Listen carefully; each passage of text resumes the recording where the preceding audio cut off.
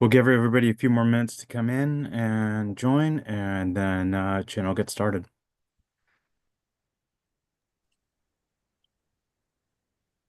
Woohoo. Is your leisure wear normally that bright? Yes. I think it needs to be more like a golf shirt. Yeah, okay. It's like I can expand the line. I Hmm. can expand the line. I just might have to figure out with J.C. Penney where they're going to put Jacqueline Smith. Oh, I forgot Patrick. That's You may not be old enough to remember Probably not. that. I love it.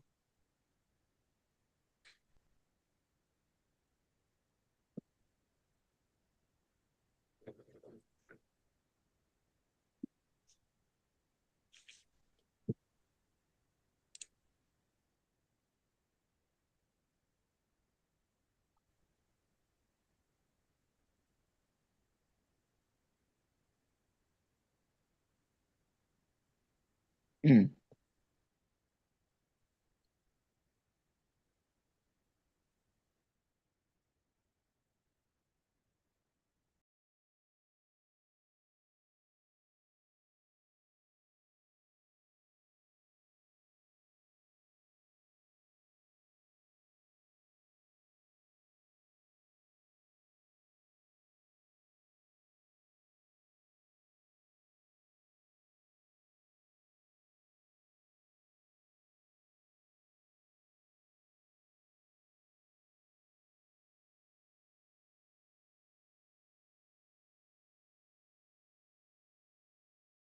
Not just being a man, it's being Mason.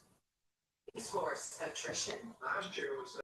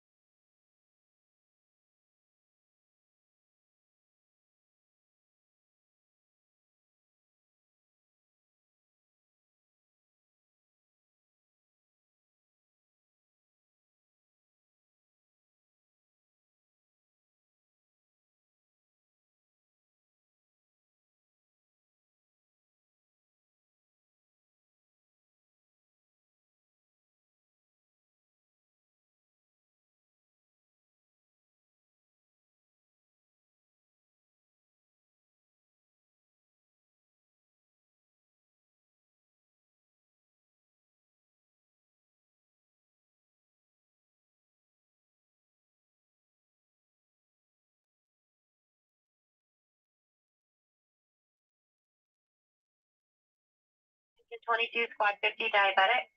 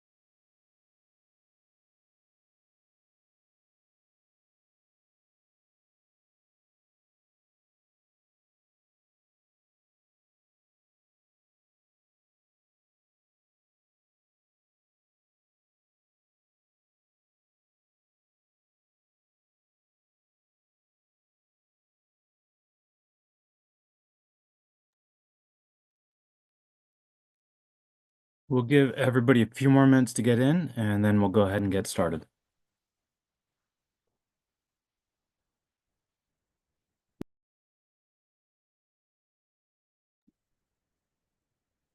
Chin, you have co-host rights now, so you should be able to share your screen.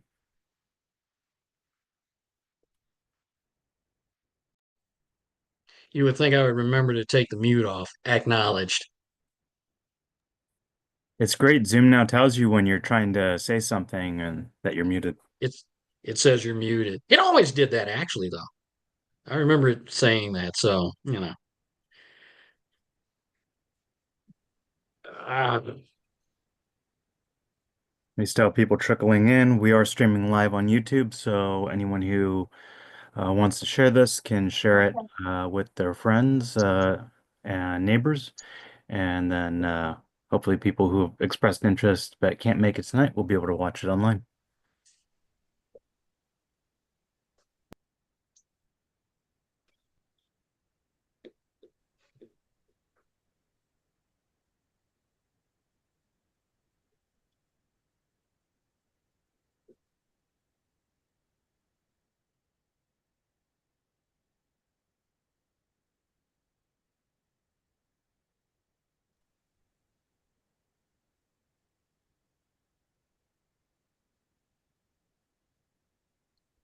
Looks like we have people visiting us from Illinois, Michigan, Florida, Maryland,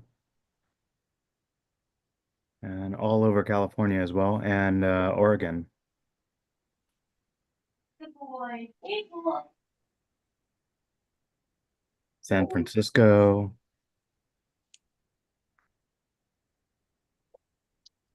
Martinez, California, Trinidad, California. I like that part about these trainings where you get a lot of folks from different areas. Makes for some great discussions. Yeah, Disasters are never just local. They happen throughout the world. Yeah, very true. So no matter where you live, I think it's important that you are prepared for worst case scenarios. Oh, absolutely. Throughout the entire planet. And by the way, that's my good friend over there, and Patrick's good friend, Martin Rumpf. He's a member of the LAFD Community Emergency Response Team and is also a member of the call out team as well. Good to see you tonight, man. actually, Martin, I would say that disasters are always local, but the reality is that natural disasters occur everywhere in the world. And so it doesn't matter where you are, you'll be vulnerable to different kinds of disasters. And so you have to prepare. But the great thing about the community emergency response team training is it is all hazard. Teaches you how to survive, how to be prepared, and then how to make it so that you can recover faster, which is what's great. And you can customize the training to your local disasters, be it hurricanes that we don't get in Los Angeles Not or often. not, yeah. Uh, Well, I would concur that they are local because they're affecting the people in the geographic area that they're occurring. Um, but I take it in the greater context, which you alluded to, in that no matter where you're at, you can learn from what has happened somewhere else and apply it to what could take place or is taking place in your local area. Absolutely. And that's what the FEMA training, the ICS classes, Incident Command System classes, all emergency and response training is lessons learned. It's impossible to predict the future. You can't say when the big one happens in Los Angeles, it will look like Northridge. But we can look at Northridge and see and look at other major, Mexico City, earthquakes in Japan, and see what those earthquakes look like, how the response to them occurred, and the lessons learned from those responses, because there will always be lessons learned. There will always be things that could be done better, more efficiently, better placement of resources, even if you can't predict. And it's really always something that needs to be adjusted and continually um, always learning more about how we can do better. And that should always be the goal. Unfortunately, we're seeing a lot of politicalization of it, and unfortunately, that leads to covering your own career instead of being open about, well, this didn't go as well as we planned, and this is how we're going to try and do better. This is why it did not go as planned, and this is how we can do better next time. Instead, it's like, well, something else happened it was someone else's fault, and we're going to blame them instead of taking lessons learned. Well, and to your point, taking FEMA courses and working with CERT and uh, Red Cross and other organizations in your area to prepare.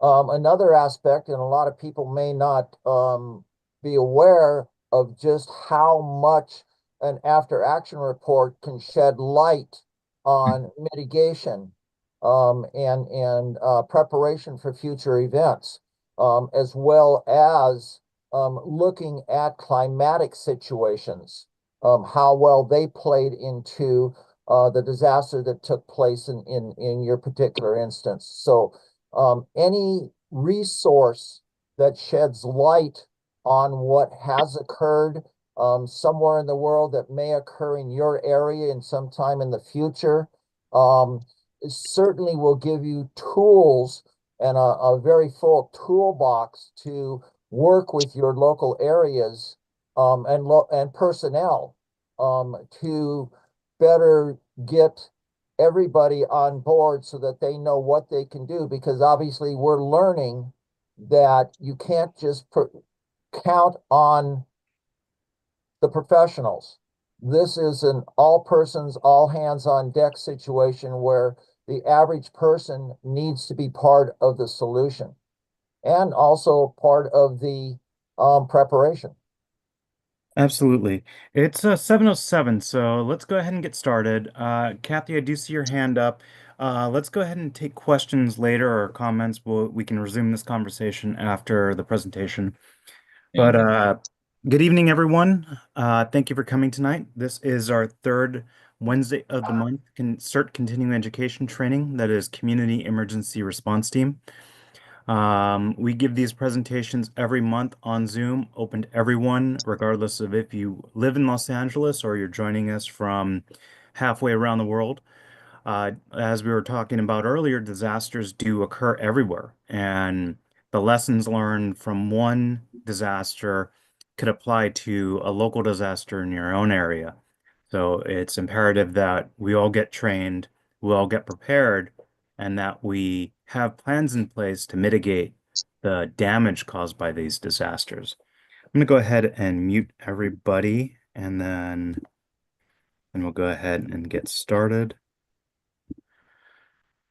Tonight we have a special guest presenter, Chin from our Los Angeles Fire Department's Community Emergency Response Team South Bureau. And he's also the dispatcher for our call-out team. And the call-out team is, well, I'll let Chin explain that. Chin? And good evening to everybody. And Patrick, why do you treat me as I'm an outsider here? I'm always around. Patrick, of course, is my colleague from Central Bureau. We are both coordinators. So let's get into it. And I will ask everybody again to hold your questions until after the presentation. It's like we'll get through it. And in some cases, if you hang tight, we'll answer questions that you may have during the presentation. But we really want to get through this in a reasonable amount of time. And as you can see, all of us Los Angeles people, we're a little long-winded here. Just saying. Good evening, everybody. And I want to say good evening to everybody who's joined us from around the country. It's amazing to see the folks who are here joining us tonight from all corners of the country. And if we stick around long enough, there might be some of our world attendees who we have had over the months and years joining us. So tonight's presentation, what we're going to do is we're going to take a look back at the Pacific Palisades fire, which is probably one of the biggest events that's happened in the Los Angeles area since the 1994 Northridge earthquake. We're going to take a look back and really what kind of inspired me to take on this particular subject was, as a coordinator here in the city of Los Angeles with the City of Los Angeles Community Emergency Response Team, we were getting people out and about and mobilized to work the Pacific Palisades fire. And I'm talking about our CERT people. Our CERT team, which is made up of a couple of different groups, but our call out team was the prime group that worked the actual incident in Pacific Palisades. As a result of that, we saw in social media, in conversations that our coordinators had with many of our members, and I'm talking about non call out members who were confused or thought that they would be called up to work the incident in the Palisades. And in many cases, it's easily explained as to how we do that, that the call out team is cleared for that kind of duty, and neighborhood CERT really isn't. This time it was a really different situation where people became very, very angry. And I mean, there was a lot of angst and a lot of frustration that was coming from our neighborhood CERTs about why they were not deployed to the Palisades. And many of them thought that their skills as CERT people in general allowed them to do that. We did some research and a couple of things came up, and we're going to talk about that tonight. So what we're going to do is we're going to take a look, and I'm going to start sharing my screen here, and I'm going to put the presentation up. And again, like I said, everyone, let's hang tight, and we will get this party started. And again, mark down your questions because that'll be a great discussion, just great discussion thereafter. I'm going to get this going, and there we go. And I'm going to do a little something here and everything like that. And I'm going to move that forward because we are starting right now. And I want to ask Patrick, can you see my screen? I can, but you have a toolbar that says you are sharing your screen kind of in the top middle there. You mean You hit that the one? minus button and it might go away. How's that? Yeah, if you hit the minus button on the side, it might go away. Uh, There you there go. you go. Thank you, Doctor. And bye. Hey, Patrick, I'm using the pointer tonight. Very cool. This is taking a look inside of the Pacific Palisades fire. And really, I'm focusing on CERT's role, our community emergency response teams. And I will tell you, the beauty of doing this presentation is that I had a chance to talk to some of our neighboring CERT programs who were activated during that time. So we'll kind of go through this. All right, as we move forward, this is who I am, as Patrick said. I am a CERT member and have been for 11 years. I've been a CERT coordinator, battalion, and bureau for 10 years, and also the same number of years as a member of the call out team. I always loved talking about how I was dragged kicking and screaming onto this call out team because it really wasn't one of my big missions in life. I enjoyed working in the community a lot and still do. But I am glad for those people who dragged me in because it has been an incredible experience over the last 10 years and one that we'll talk about tonight. Native of Los Angeles. I've been alive 55 years and I've been here 55 years. 33 of those years were spent in the local TV and film industry. Most of those years were spent with the CBS television network, KCBS KCAL here in Los Angeles. And I live in the same neighborhood in which I was born. And very proud of that. And I have 10 years with my Mid City Neighborhood Council. If there's anything you've probably gathered from all of this, is that I'm a guy who's into long term relationships. And that's a good thing. The inspiration for tonight's training, a simple phrase which became very much repeated time and again during the Pacific Palisades fire and all of the fires that were burning all around us, of course, Eaton Canyon and all of the other fires that were burning over that period of time. A lot of people, not just CERTs, but people in general, said, I need to do something. I need to do something. And we heard that again, like I said, from our certs, and we heard it from people in general, and people really wanted to get active. And I'm going to say right off the top that that's a wonderful thing, because as we sometimes talk in especially in a city like Los Angeles, which can be very cold and impersonal and not very neighborly, it is always nice to see people say, hey, I want to be involved in that, I want to help.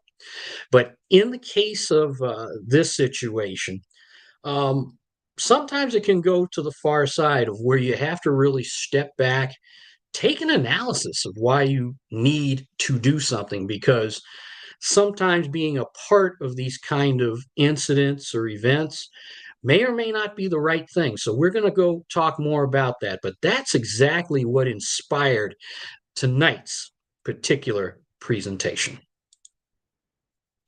Tonight's training goals.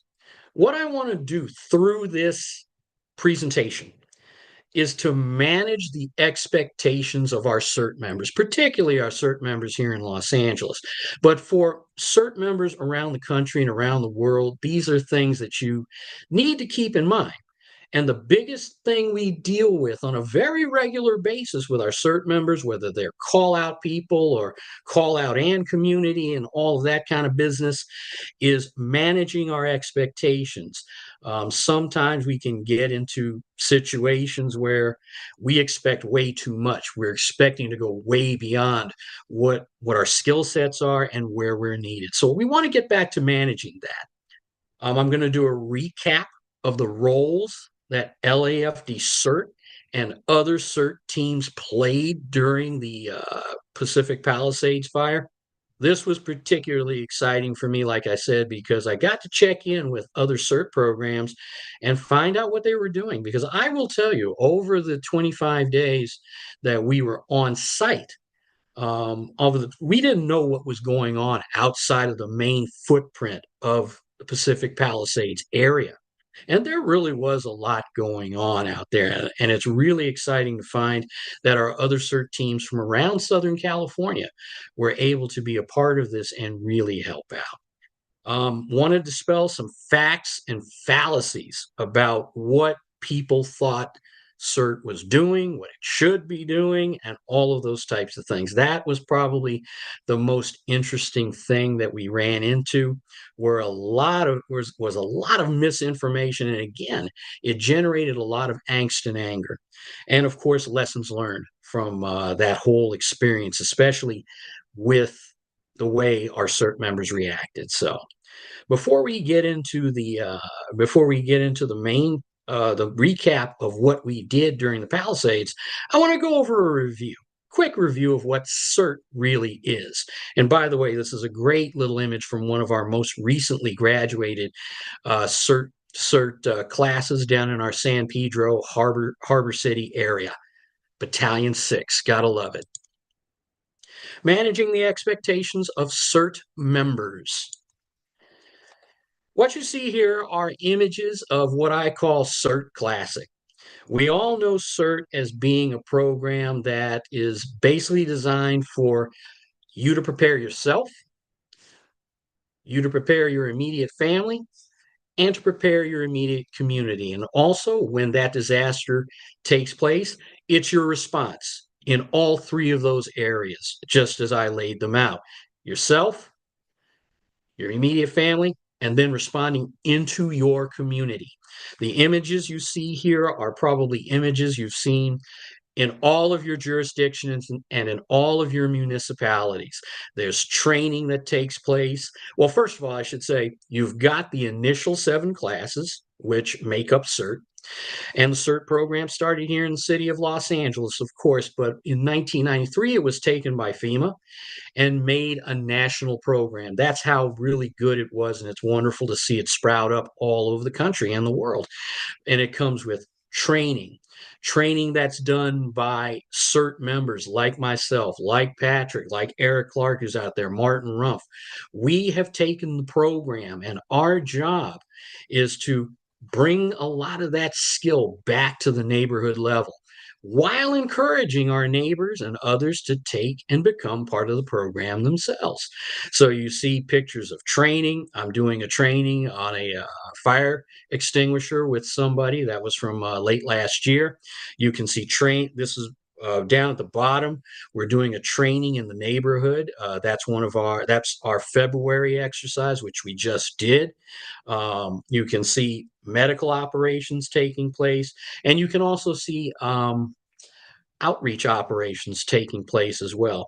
These are the main things that's classic CERT, as I call it, CERT Classic or CERT in the community does on a very regular basis. And that's the prime task that we are given when we take on these green vests. The main thing we take on is this. And when things start to shake, start to blow up, start to flood, or whatever it is, we are going to be there in our neighborhoods to help out, especially and most particularly when professional responders are not available. On the flip side of this same coin, we have something called call out. And in many of your jurisdictions across the country, it's called different things. It's given different names. It might be called like Burbank here in Burbank, the city of Burbank here in Southern California, calls their call out operation the Burbank Fire Corps.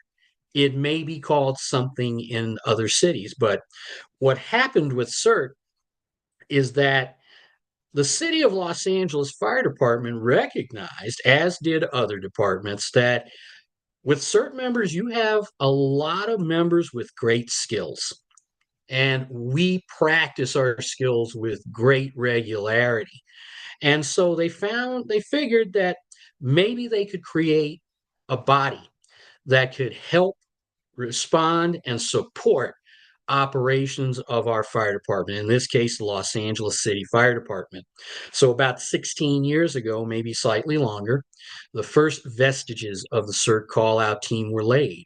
And what you see now are pictures of our team today. And I'm very proud to say that I'm proud of every member of this team. Every time something happens in this city, we rise up and we respond to it. So it's a wonderful thing. Some of the photos show us working large area events, summer fire patrol, which we run every year in our high fire areas. You can see one of our members doing firefighter hydration and rehab at a scene of a fire up in the valley, up in the Sepulveda Basin, which tends to burn every year. And the top middle photo is of us actually getting ready to go up to the Pacific Palisades area. So many things were happening at that time. And the photograph in the corner is kind of like a little note to me to mention. The gentleman's name, the captain's name is Captain Christopher Wynn.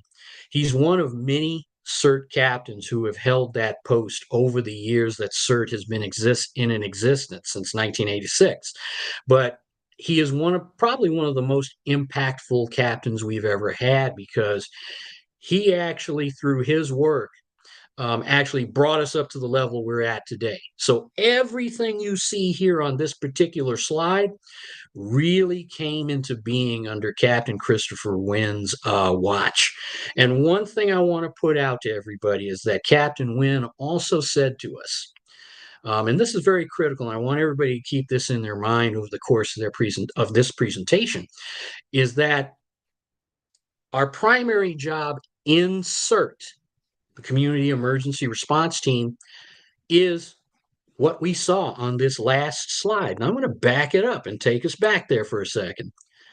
Captain Wynn always said to us, he said, the call out aspect of the CERT program is something that sort of just grew out of it. It was an extra. What he always wanted to remind us is that at 2:35 in the morning, and everybody who's here, especially if you're kind of an old timer with LAFD CERT, we always knew that Captain Wynn had an obsession with something happening at 2:35 in the morning, but he would always say, at 2:35 in the morning, when something shakes or when that earthquake goes off, I want you there in your neighborhoods. And he said at one point, he says, let me be clear. your first job is not really to run out of your neighborhoods and come to the fire stations and try to get to your vehicles and try to get to whatever incident is taking place throughout the city. He said, your job is to stay in your neighborhood, do what you've been trained to do. And 24 hours, 48 hours, days later, if you're done with that, we'll try to reach out to you and get you moving on the citywide aspect. But he always made it abundantly clear that the call out aspect during a disaster, especially, was always secondary to our primary aspect, to our folks in the community and ourselves. So that's a review of what CERT is. And this will actually come back later in our discussion because we'll take this a bit apart and talk about how it added to the angst and anger of some of our members and how we figured out what the problem may have been. Moving forward, we are now going to recap the role LAFD CERT and other CERT programs played during the fire. This is not going to be a long walkthrough because I could make the whole presentation just looking back at what we did, but we're going to get an idea of what CERT, in particular CERT call out, did during the Pacific Palisades fire, along with talking about some of our programs. On Monday, January 6th, as many of you remember, especially those of you in the Los Angeles area and the Southern California area, we were preparing for outrageously strong winds to hit the Southern California area. In fact, in the week previous, which was the week of December 31st, talk was already there in all of the major market media, among emergency management departments, and everybody who cared. Just basically every place, everywhere was talking about the outrageously strong winds that were going to hit the Southern California area the following week. Late in the week of December 31st, I was contacted by our command, who was already talking with the greater body of the Los Angeles City Fire Department about CERT's readiness to be out in the streets the week of January 6th. And what you have to understand is that CERT, especially CERT in particular, its call out arm, is factored into every aspect of the LA City Fire Department operations. Our captains have a meeting every day, but in particular, meetings at the start of the week where they recap all the availabilities. Our captains, along with every other captain throughout the department, in emergency operations, medical, and all of that type of stuff. Every unit, every team that is available is recapped to the entire body of LA City Fire so they know what they've got. CERT was no different. We have 4 units in the city of Los Angeles, as I've said before to many of you. We have units that are posted mostly in our bureau areas. We have them in our South Bureau area, which I manage. We have them in our Valley Bureau. And in fact, in our Valley Bureau area, we have 2 units assigned out there. And for those of you who live in Los Angeles, you know that our Valley Bureau area burns very easy. And it's one of our busiest areas over the course of the year, especially as we get into summer months. And we also have a unit staffed in our West Bureau area. So we had 4 units, and for that entire week, we had our 4 units staffed pretty much every day. On January 6th, our simple mission, because nothing was happening, at least not yet, was to do fire patrol. It was going to be day 1 of fire patrol. And these images that you see come from those fire patrol days that we had. And actually, we only had that one fire patrol day because everything blew up later on. But that first day on Monday, January 6th, it was a very routine day. And I will tell you that there's been some questions about resources being deployed throughout the city. As far as CERT was concerned, we actually had units, and I think we actually had 2 units. We took our South Bureau unit, CE43, along with our West Bureau unit, CE59, which is already in that area. And we tasked them, the department, our command tasked them with patrolling the areas that would actually later burn. That was on Monday. And the weather on Monday, January 6th, for the most part, was quiet and calm. Little did we know that about 24 hours later, it was gonna get really outrageous out there. And we're gonna kind of skip down to we're gonna skip over to here's what the incident footprint looks like, I should say. On January 7th, Tuesday at about 10:30 in the morning, the first calls for the Pacific Palisades fire were starting to ring out over LA City radio. There was a small brush fire, and in the area in which that fire started, you had outrageously strong winds, and it was blowing that fire very quickly. At 10:30, the first report said that it was 2 acres. 2 acres were burning. By 11 o'clock, it was 200 acres that were burning, and it continuously throughout the day and throughout the night exponentially grew. This map that you're looking at, courtesy of KTLA TV Channel 5, is what we saw, is the area, and I'm using my pointer here, so follow the pointer, the area that was definitely on fire. And what you see, I'm cruising over probably what is the main Palisades area. This area over here, I think, includes some of LA County and the Getty area over here. But this is the area where it was really getting crazy. And keep this in mind that what you see here in orange is what we'll call the footprint. This is the footprint of where every operation was taking place from January 7th on through its conclusion. So keep that in mind. And over here, you've got the neighboring cities of Malibu. You've got Agora Hills in here. You've got Topanga, which is just out of sight.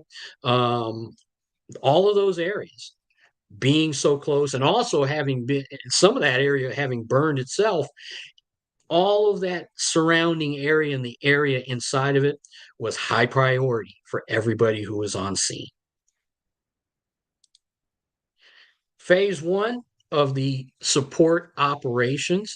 This is where CERT comes in, and I'm going to focus on us again. I will say to you that the group that got the call for this is our LA City Fire Department Community Emergency Response Team call out group. And we are a group that we do all this stuff, and we'll talk about it in a moment, but we got the call to do it. So the first part of phase one, fire support operations, that comprised days number 1 through 4. Basically what we were doing is we were down at Will Rogers State Beach, which was the main staging area for LAFD and all fire operations. And in those early hours, we helped set up that area. We didn't set it all up. We had a lot of people working it, but we were one part of it. We set up we handled food operations. We set up portions of the incident command center. We ran personnel and vehicles back and forth between several other sites that were in the general vicinity. So there was a lot going on that our CERT call out team was doing. And I'm emphasizing that for a reason I'll get into later. So this is days number 1 through 4, and some of you have seen these photographs before. If you look at the bottom picture, and I'm using my pointer with, this is what we were seeing after the sun went down. The fire burned over the hillsides from the actual Palisades proper and burned down towards the beach. The reason why you don't see a lot of movement here is that the Pacific Coast Highway, that parking lot you're looking at, and the water out back behind us creates its own kind of natural fire break. And I will tell you that throughout the entire fire, all operations were handled from this spot right here at Will Rogers State Beach. It never closed. So That's where we were. We were stationed here. When conditions got a little bit too deteriorated, meaning you had a lot of, as you may have heard, a lot of ash, a lot of soot, a lot of junk falling out of the air, they moved all non-essential personnel, including us, back down the road about a mile towards Santa Monica and the California Incline to get us out of that, which I thought was a very good thing. But we were still highly effective during those days 1 through 4. It is necessary to note that on day number 3, the City of Los Angeles Fire Department turned over main firefighting operations of this particular fire over to Cal Fire. Cal Fire has a lot of experience doing this, and as you know, fires like this and disasters like this, you need all the help you can get and all the experience. But Los Angeles City Fire, throughout that entire incident, stayed a part of that incident. They just weren't leading it the entire time. And CERT was also there the entire time. Phase number 2. This was kind of weird. This phase, which kind of rose up out of that phrase, I need to do something. What happened in our fire stations was, and you can see by the photographs, people out of the goodness of their hearts for the most part, they brought everything. Somehow it got out, and it's mostly on social media. Somebody put out a social media post saying the LA City Fire Department was requesting food, all kinds of other items, personal hygiene items, water, etc. That actually turned out not to be true. Again, that was generated by somebody on social media, starting with Nextdoor, and going over to Facebook, going over to Instagram, everything like that.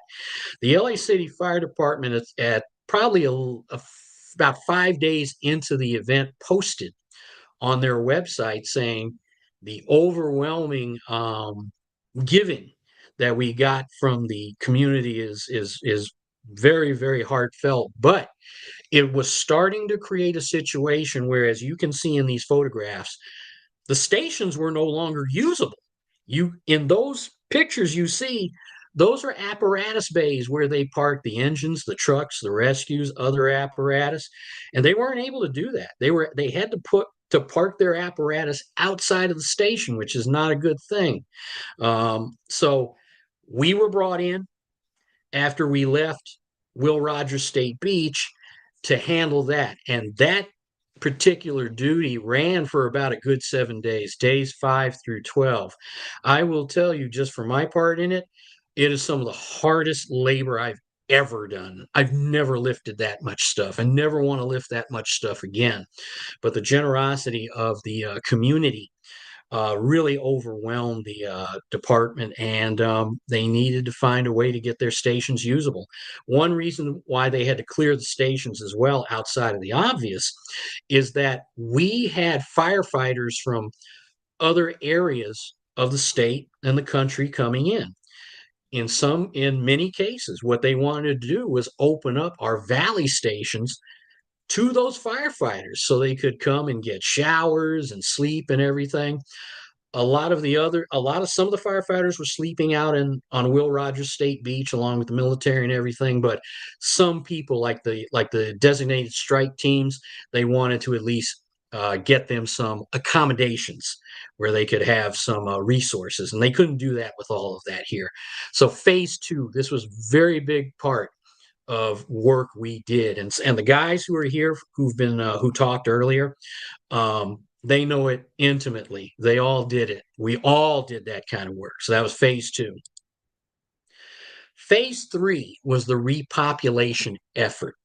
When I did this recap here, probably a little over a month ago, at the end of January, at the end of one of our last trainings, we had written that it was day number 13 through 25.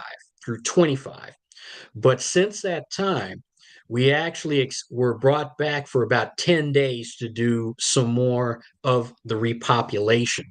The repopulation, as you may know, it was instituted when the actual fire itself was pretty much out, and The idea was to get people back to their homes and properties. Now, what they were going to see at those homes and properties, two different things. Some people were going to come home to houses that were not touched. Some people were going to come home to houses that need massive remediation for smoke damage. Others were going to come back to nothing at all. And there's a lot of nothing at all up there in the Palisades, and we all saw it for ourselves. We were pulled in for the repopulation effort. And as part of that effort, we were tasked with making sure that those people coming back into the Palisades were briefed on certain things from LA City Fire, LA County, whatever we were told to tell them about, giving them information. We were also tasked with making sure that they had what we call repopulation packs. And these, as you can see over here, these boxes that we're all leaning on over here, those are repopulation packs, and those were given to the residents and everybody with them to make sure that they were safe when they were going back into their homes and dealing with all that dust and grime and everything like that, which you all have heard in the news carried a lot of contaminants and everything like that. So we gave out thousands of those packs, and we also interacted with those residents. And we heard a lot. We heard a lot of hard stories up there, but heard some great stories, met some great people. But before we even got into that aspect of interacting with those people, we were instructed, hey, here's how you do it. Let's be very, very sensitive to what they're going through. And we were even told some people you might reach might be very angry at the fire department, the police, or whatever it is. I'm happy to say that we did not run into those people at all. We ran into a lot of people who were in decent spirits for what they had been through and for what they were experiencing. And they were very thankful for the LAFD, for all fire departments, all police, all law enforcement, CERT, and everybody involved. So that was the repopulation effort. Initially, it stopped after the 25th day, but it wasn't long before I got a call from command saying we need to become part of that again. What happened was is that the three pictures you see on this side of the screen, that's all on site at the Pacific Palisades, in the Pacific Palisades area. As many of you know, especially those of you in Los Angeles, we opened up repopulation centers outside of the area footprint. And two of them were in the West Los Angeles area. Both of them were the main ones. And our command, at the request of the Los Angeles Emergency Management Department, brought all of our people back. And I assigned people to 10 days of that repopulation effort, which was more of an administrative job. As you can see over here, our guys are in an office someplace, and they did everything. They helped check people's driver's license to verify that they lived in the area. They helped them fill out forms. They helped them get passes for both themselves and the construction people who were coming up there. It was a very, very robust operation that we had going. And really, those are the three phases of the call out operations that we did. And this is a list of all of the call out members who worked the I didn't have dinner yet. You know how that goes. This is a list of all the members who worked the Pacific Palisades fire. 48, this list reflects 48. It doesn't reflect the people who worked the other 10 days. It was only a couple more people who came on. It was mostly a lot of the same people. But I'm very proud to say that these people really worked this particular incident. And when I counted it up and it was darn near 50 of us, I said, wow, that's incredible. Because remember, we had members out there each and every day from January 7th all the way up until February 18th when we concluded our administrative duties in West Los Angeles. And I want to talk about the other area CERT teams that were just outside of the footprint. And I want to thank my friend Cindy Matsuda, who I know is here from Tri-City CERT. I reached out to her and asked her some questions, and she was very good enough to send me this photograph, which I didn't even know about. This is a photograph that's taken in the Malibu area. These are members of the CERT teams that came out to help in areas like Malibu, Topanga, and other places. The 4 teams that are listed here: City of CERT Long Beach, Tri-City CERT, Agoura Hill CERT, and Antelope Valley CERT. And if you guys know Southern California, Antelope Valley's kind of out there, kind of way out there past Santa Clarita by Palmdale. And so they came in from the farthest area. But these folks, from what Cindy tells me, they were doing some of the same duties that we were doing, which I believe included some traffic control, but they were definitely part of the repopulation operations. They were actually handing out packages and the repopulation packages. And by the way, if I haven't mentioned what was in those repopulation packages, I will. Goggles, gloves, a bunny suit, the white Tyvek suit, booties to put on your feet, N95 masks, and everything. And these were one-use items. And we were out there for several days giving these out because we told everybody, you can only use this one time. You can't ball it up and put it in the back of your car. And in fact, doing that would defeat the purpose. But all of us were involved in this. Topanga CERT, from what I understand, Topanga CERT actually reached out to us at one point and asked us if we might be able to spare some members to work traffic control with them over in Topanga. They didn't get back to us. They actually kept their operations in-house as far as I know. And Malibu CERT, who actually is a very prolific CERT team over in that area, they have been part of past burns that have directly affected the Malibu area. If you search the net, you'll find out about lessons learned from the fires that they experienced over there. And Malibu CERT is a very well-trained group of people. I noted at the bottom that the city of Santa Monica did not activate its CERT program. They did not activate their CERT program because their CERT program is under the EMD, and they don't really have a mechanism, or they didn't have a mechanism in place to really get those people out, even though the fire did march up to just on the south side to Santa Monica, and there were some calls for possible evacuations over there. And I think even some evacuations took place in that first or second night. But according to an article in the Santa Monica Chronicle, the one thing they did, and it was written by a member of CERT who had just graduated CERT, who also wrote for the Santa Monica magazine.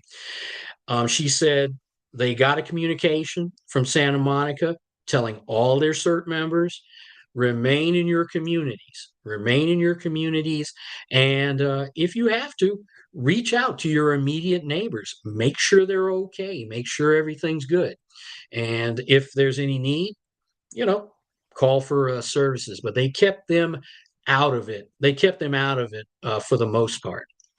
So that was just something well worth mentioning. All right, fact versus fallacy. We got through the operations. So, and the operations still continue up there. Of course, another phase is taking place. But once we concluded our operations, and actually I shouldn't say once we concluded our operations, during our operations, we were hearing from various CERT members here and there. And how were we hearing from them? One way is through social media. Social media, of course, being one of the easiest ways. And I decided to go with this. And this particular question was asked to me, and I'm sure all of my fellow coordinators and call out people. I got this question through social media, on my telephone, through text, through email. There were people who called me that I didn't even know. But an innocent question, and it's a fair question. Is there any way for us CERT personnel to help? Next, why aren't we being activated? Now, when we talk about CERT personnel, we're talking about neighborhood CERTs, our CERT Classic. Going back to what I said at the top of the presentation, CERT Classic. And there are many of us who are out there who have taken the program, who in some way or another have become active or whatever out there. And they were asking, is there any way for us to help? Why aren't we being activated? At the top here are Paul Shively. And for those of you who've been around a while in LAFD CERT, you know Paul very well. He was the Operation Valley Bureau coordinator before Christy Adair, who is the current one, and a very knowledgeable guy. And he, even though he's away, and I think he's even living out of the city, he still moderates our social media, which is a wonderful thing. Paul answered the first question back by saying, sworn members of the call out team were activated. This was an answer we were all giving because it was true. Should additional members be needed, a group email alert will be sent out telling you where to report. Do not self-deploy. And for the most part, the discussion really we thought it was going to kind of stop there because we had told everybody the truth of what was going on. And we said, hey, should we need additional people? And we'll let you know, whether it's through an email or alert or call or personal phone calls, yada, yada. It kind of started this post really kind of started taking on a life of its own. And I've only pulled like these little items you see right here because really the post became more repetitive. It was becoming more and more angry. And actually the admins of this particular site, the LAFD CERT Valley site, they turned off the commenting after a while because it was starting to become very incendiary. But the areas we need to look at are basically right here. Sworn members of the call-out team were activated. Should additional members be needed, you will let you know. Do not self-deploy. One post that came up later, and I've eliminated the name of the posters, obviously, but they're answering back to one of our CERT call-out guys and CERT community members who was trying to help mitigate. This person says, no offense, but right now that's bull pookie, and I'm keeping it rated G for this audience. I understand what you're saying, and sure, it makes sense. But right now, we need every person who wants to help. These firefighters are so run down that we have firefighters from other countries coming in. Any person who has done a 7 or 8 week course should be allowed to volunteer in this current state of emergency. Sure, we are not as trained as people who are on call-out sheets, but we can take orders from a captain, and passing out waters or refreshments isn't rocket science. All right. This particular one, I just want to take, everything's going to fit in a little bit later, but I want to address a couple things we see here. I'm sure this person was very upset and really wanted to get out there and voiced his annoyance. In the yellow part, right now, we need every person who wants to help to help. Not entirely true, because we have to remember as CERT members that we never want to bring a victim to an incident. And when you talk outside of the call-out team, let's look at the community team, you're talking about everybody. And CERT teaches everybody, which is a good thing. But sometimes, and I've seen it over the years, when you say, hey, let's bring in everybody, you open up a problem with yourself where you have to start looking at everybody and saying, okay, this person showed up here. They got breathing issues. It's like they can't be in this issue. Oh my God, this person over here, they have mobility issues. Everybody comes out and they mean well, but sometimes they don't know when they shouldn't exactly do that. So opening up that can of whoop ass on yourself, not always good. But we'll get back to that later. We'll get back to that. These firefighters are so run down that we have firefighters from other countries coming in. I get what you're trying to say, but you know what? That was going to happen anyway. It happens in every major emergency or disaster, anywhere in the country, anywhere in the world. These types of events overwhelm one fire department. Even if it was sometimes even if it's just a greater alarm fire, and let's say it's in LA in the Palisades, along the boulevard or something like that, but pre-fire, we might have had firefighters coming in from Santa Monica, from LA County, just to help out. That's the mutual aid that kicks in. With these kinds of things, you've got firefighters coming from everywhere because the mayor, the governor, up to the president, they've authorized this type of thing, and everybody's getting suited and booted to come out. So we were going to see that anyway. In some ways, I kind of read this sentence when I first looked at it. I said, "Well, what are you saying? Are we going to be putting CERT up there to run hoses or whatever?" That was never going to be the case, but I kind of get what the guy is trying to say. But any person who has done a 7 to 8 week course, he's talking about the CERT basic training course, should be allowed to volunteer in this state of emergency. Just talking about that, and again, we're going to get a little deeper into some of this in the upcoming slides. I've done the 7 to 8 week course, of course, and I can tell you, and I think Patrick and I think some of the other people here will be very honest. When I came out of that 7 week course here in LA, you could have put me out there and it would have been real bad. I can tell you, I'd have fallen over a cliff or got swallowed up in a fire or something like that. If you think that after you've taken 7 to 8 weeks or 7 week courses we do here in Los Angeles of CERT, and you're ready to go out there and make some stuff happen, especially during a major emergency, you're out of your mind. But two, again, the CERT program doesn't teach us to go into those kind of situations anyway. So that's a needless statement right there. And again, I want to say that I'm not trying to degrade anybody, but I'm trying to pick apart some of the ideas that we're putting out there. And of course, the final one, passing out waters or refreshments isn't rocket science. And actually, I'll answer this from a more personal aspect. I really took that hard.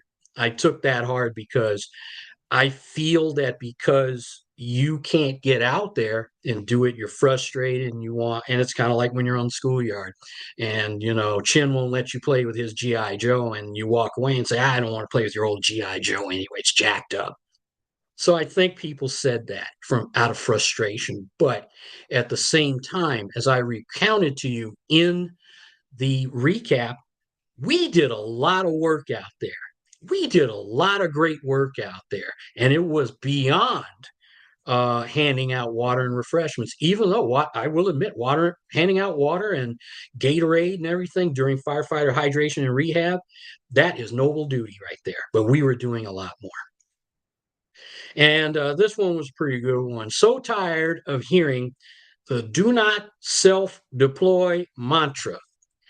And there you go. Of course, it is right, but if CERT team members are selected, trained, and led properly, that would never be an issue. That would never be an issue. Or so you think. Let's take a review. CERT Classic over here, and CERT Call Out over here. The Community Emergency Response Team. And here's where I'm going to reveal my big aha moment for myself. I realized that a lot of what you just saw, a lot of all this stuff you just saw, which I thought was crazy at the time, it came to me what was actually wrong.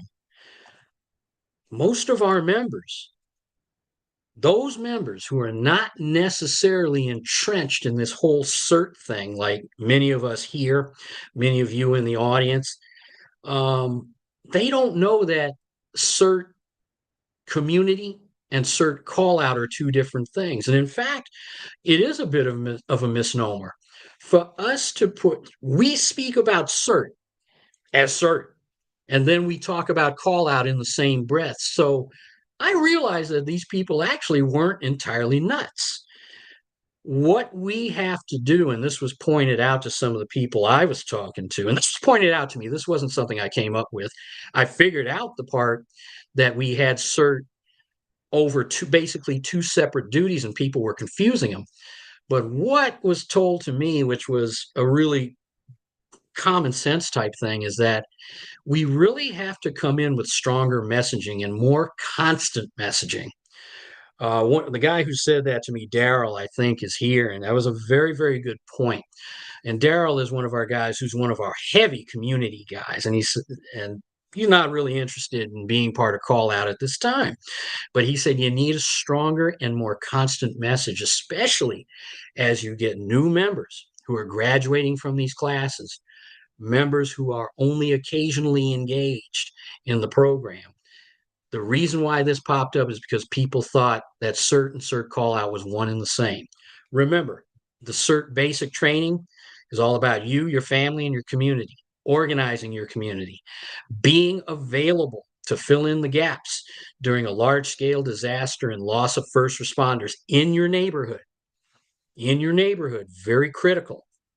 On the call out side, it really is simple to simply say, support of fire department operations. That's what we do. We handle logistics, because when we handle jobs like we did out at the Pacific Palisades, handling meal service, moving vehicles, personnel, things like that, we free firefighters up to do the job that we have asked them to do.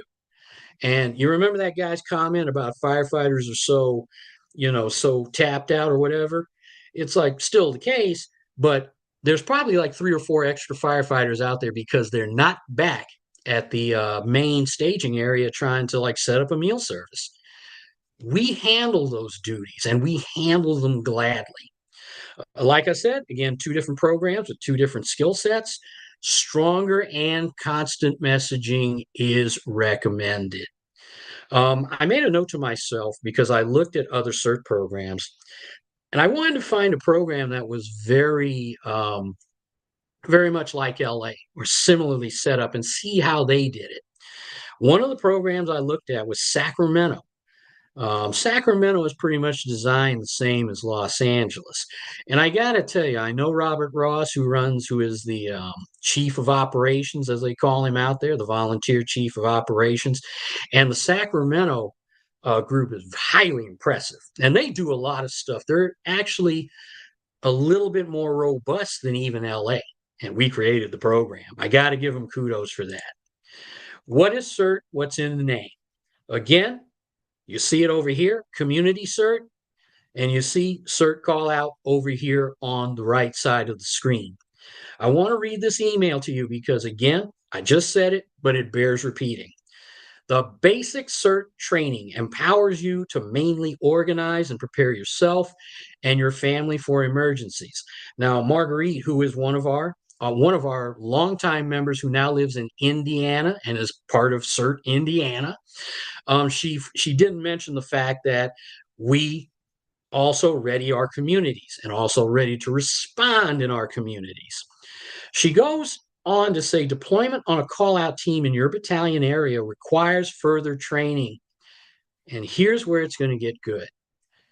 Further training and security clearance, since you may be asked to assist intimately in operations overseen by the Los Angeles City Fire Department, as well as those citizens affected by that disaster.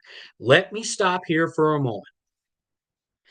What our members in the community don't have, and most of you know this, in Los Angeles, and I'll speak for Los Angeles only, is when we train people, and the goal is, every year is to train 5,000 people in CERT every year in the city of Los Angeles. We teach them. 7 weeks later, they graduate. We send them off with a certificate of completion, and we hope that they'll be part of the CERT battalion teams and the call out team or whatever it is. That's up to those folks. I will tell you from what I've seen, a large majority of people look at CERT as, a place where they can get their own personal disaster program, their own personal home program. Many of them are not interested in the team aspect, but for those who are, we are there to intake them. But I want to stop there and say, when we send those people out of that class after class 7, the only thing we send them out with is the certificate of completion. I've got mine. It doesn't give you any other clearances. As Marguerite said, when you get deployed out to an incident like the Palisades, where you're working inside an incident, they got to know who you are. They have to know who you are. For security clearance, remember, the Palisades area inside was all kinds of investigations, arson investigations, possible crime investigations, stuff we haven't even thought of yet. And you've got to make sure that those areas where you are sending people are protected. And if there are questions about the people who are in there, you are able to furnish people with a list, or at least say, Chin Thomasangsi was assigned to this area. Let's go talk to him. Or Martin Rumpf was over here at Lot 3 North. Let's talk to him about whatever the problem is, et cetera, et cetera. If you turn a large group out there like regular certs inside the footprint, you get a lot of people from a lot of different backgrounds. And if something does go wrong up there, it gets harder to justify, one, why you had people in there who weren't security cleared, and just in general, finding out who was there. I wanted to say that. These can be delicate operations that require solid, advanced skills and knowledge, as well as discipline. Very, very true. And we'll talk about that a little bit more. And I'll show you guys what I'm talking about in a minute. Lacking the required advanced CERT, FEMA, and even Red Cross training in a high-profile deployment could possibly endanger yourself and others, as well as reflect badly on the CERT LA and LAF and the Los Angeles City Fire Department, the CERT LA program, and the Los Angeles City Fire Department. Truer words were never spoken, and were never spoken. You know what I'm trying to say without me bumbling over myself. But keep this in mind. Let's go to the next slide. I took a look at Sacramento's community emergency response team. I mentioned that a little bit earlier. They are a program that is set up very similar to LA City Fire Department's program. And again, I'm going to give them some serious kudos up in here, because their program is really robust, and they do a lot of stuff, and that I think our CERT members on the call out team, they'd all be packing their bags trying to get to Sacramento to be a part of that, because it really is robust and it goes into some areas LA hasn't gone into yet. But I want to show you, and this is important because a lot of the people in those early slides where we had their gripes, their complaints, and everything like that, most of them had said to me, those I had spoken to live, they said they felt like they were excluded. They felt like they were excluded, and they felt like, oh yeah, that CERT call out team, they seem to get all the good stuff. We get nothing. Why are they so good? Are they a secret handshake group or whatever it is? First of all, we're going to put that out of our minds. It's like, call out is not an exclusive club or anything like that. In fact, we are in the process right now of intaking about 16 new people that we desperately need. So in no way is that a secret handshake club. Secret handshake clubs get to keep out anybody they want, but we need the people we've got. We do, of course, have a screening program, of course. As you saw in the previous slides, our members do need to have advanced skills. They do need to be active with their programs, et cetera, et cetera. Those are the criteria that we work with. But getting back here to Sacramento, you can see in the highlighted areas that Sacramento, if you want to, and what they call their members up there, they don't call them call out members, they call them deployable members. And they've got two types of deployable members. Saw that. I understand that a background investigation and fingerprinting will be required before placement in any sensitive volunteer position. That includes any sensitive volunteer deployment, just like we do here in the city of Los Angeles. I authorize an investigation of all statements contained in the application and supporting documents, and I understand that a background check may be conducted. I just highlighted that because if these members in Sacramento want to go forward and become more than a basic member, they're going to have to go through these two things. Of course, other things as well. So it's nice to find that our programs do this kind of thing. And don't get me wrong, it's like no matter where you are in the world or in the country, you have to make sure that the people who are working in these sensitive areas are background checked so you don't get riffraff out there. I took a picture of Sacramento's requirements for their call out team, and they have two types of deployable members, two types of deployable members. On the left side, where you see the two IS classes highlighted, you can see all of the requirements, or at least most of them. I couldn't get the whole screen, but this is what they've got for their CERT deployable members type 1. They want them to also, in addition to regular basic CERT, be schooled in these two incident command system classes, 288 and 505. You can see all of the other requirements, and you can see how this whole thing kind of plays itself out. This is what a type 1 deployable member is. And what that means is, by the way, just in case, a deployable member, type 1 in Sacramento, can deploy anywhere in the city of Sacramento at the direction of the Sacramento City Fire Department. Type 2, which is over here on the right side, you see there's a little bit more going on here. There's a lot more training, the National Incident Management System, NIMS, completion of the following. And actually, for those of us here at LA City Fire, we have to complete these. And there are some other IS classes that I can't remember at the moment, but these are for us that we have to complete and have signed off on. Performs the CERT primary duties when responding to an incident. Minimum 18 hours of the CERT basic training course. I don't know why that's there because that's actually a requirement over here. But for you to be a part of that, you have to be CERT. And understanding of CERT basic principles. That's big.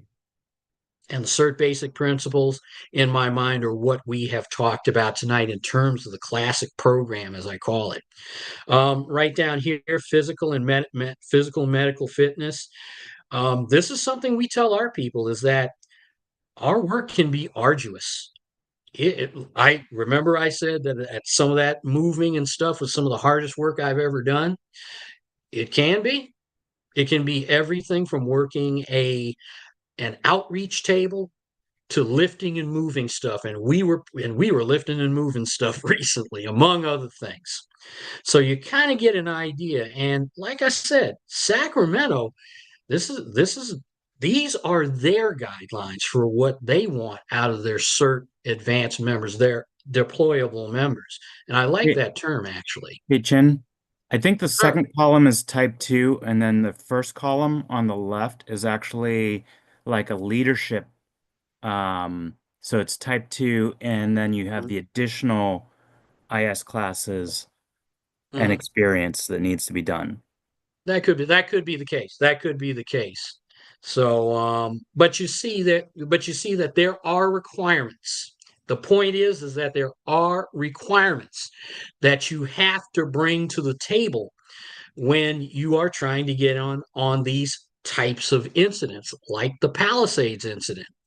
Your CERT basic training does not give you that skill or that set of skills. It teaches you how to be, how to work in your neighborhood. And quite honestly, as Patrick might say, and I know he's thinking it right now, even when you get out of the CERT basic training class, there's so much more you need to learn in terms of leadership, in terms of team building and team formation. You are given a bare bones set of skills. And when you're talking about going up to this level where you're actually out on incidents where you can get hurt if you don't have the knowledge, the skill, or whatever it is to know what you're looking for or skills to do the job, that's where it can get a little bit dicey. Moving on, a question of deployment. And you do remember this. So tired of hearing the do not deploy CERT, do not self-deploy mantra.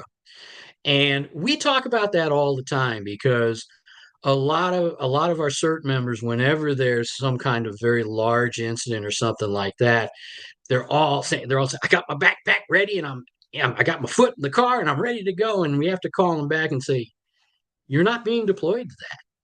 It's like that's not that kind of party. So this person said, of course it's right, but if CERT team members are selected, trained, and led property, that would never be an issue. Well, one of our members mentioned, he mentioned to this person, Victor Martinez, he mentioned it, he mentioned the fact of, he was saying that I think Paul mentioned the fact of self-deployment only because it has come up in the past. And in fact, during the Palisades fire, there was actually at least one individual I'm aware of who showed up at a fire station unexpected. A new CERT, got his backpack on, and he knocked on the door, and they were kind of like, and who are you again? And right about that time, from what I understand, some of our call out CERT members were coming in to make deliveries or movements or whatever, and they ran across the individual and they talked to him and sent him home. So when we say don't self-deploy, and they say that in the class multiple times, and obviously this person was not listening. And sometimes that happens. And sometimes it happens when people are excited and they want to be a part of something. Again, I'm going to pull this out as I need to do something.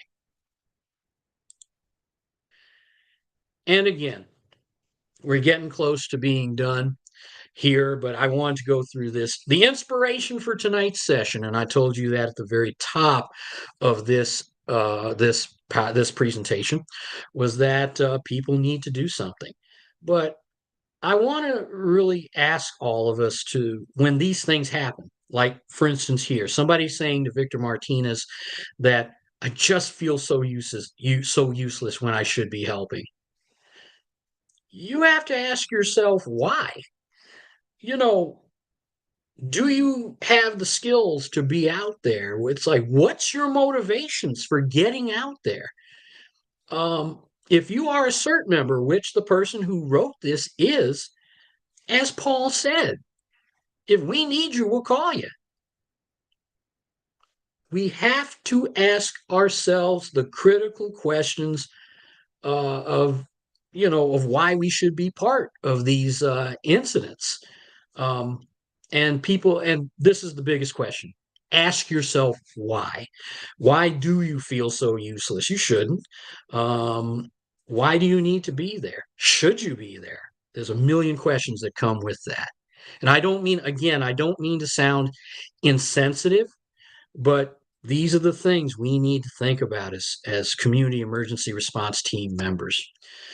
And to end kind of on a personal note, many years ago when I joined this team, which is about 10 years ago or something like that, I was pulled in by this gentleman who's standing next to me in that picture. And boy, man, I was like 30 pounds heavier. Holy heck. Sorry about that. I had a moment. This gentleman pulled me into call out, and I really didn't want to join. And he kept bugging, and and I said, I don't even know you, man. It's like, why are you bugging me about this? I wanted to be a CERT community guy. Well, I'm going to tell you, I'm very happy that Carl, who's become a very, very close friend and a mentor, dragged me into this, because I've been a part of it ever since. But we had an incident on this particular night, October 20th, 2016. We were in the Mount Washington area of Los Angeles. Patrick, we were up in your hood. Major greater alarm structure fire was taking place there. A house on the hill was burning, and it burned all the way to the ground, actually to the canyon below. During that time, we were handling firefighter hydration and rehab and some other things. And the big moment came when a guy walked out of the dark, young guy, and he had tears running down his eyes. He was just messed up. And we asked him, "What's wrong, sir?" And we saw him talking to other people, the police, the fire department, whatever. And he walked over, and he lived in the house that was burning. Excuse me. The house that was burning was converted from a giant mansion into a rooming house. So there were a lot of tenants in that building. And he was one of those tenants. And he was telling us his story. He had been down here from San Francisco, had been down here a year, and experienced every kind of disappointment there was, including being robbed, being held at knife point by the people who lived in the same building with him.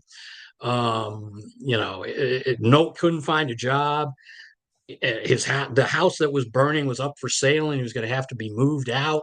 It was a hot mess. He was a hot mess. And the thing that was really working his nerves is that his cat was in that house, and he was deeply, deeply worried about that cat. And so, but one more thing was kind of working him, was that his iPhone was down to 2%. And he said to us, he says, "My phone is down to 2%. People are calling. I can't answer. They think I'm dead." And he was just a mess.